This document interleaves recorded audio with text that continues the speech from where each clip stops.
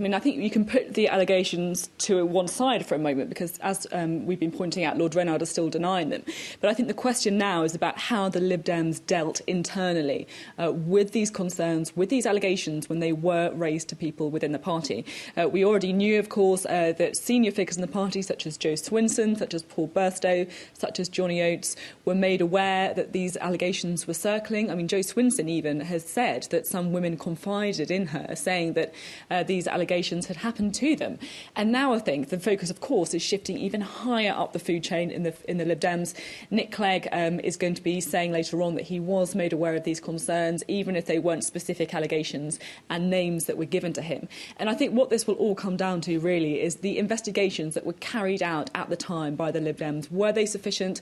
Were they quick enough? Because the other interesting, I think, is that Nick Clegg is saying that he did act immediately and was told people that they should get on with this and look into it when the concerns and rumours, if you like, were raised to his private office those years ago. And I think it would be very interesting to hear exactly what happened there, if investigations were carried out, and why this hasn't come to light sooner.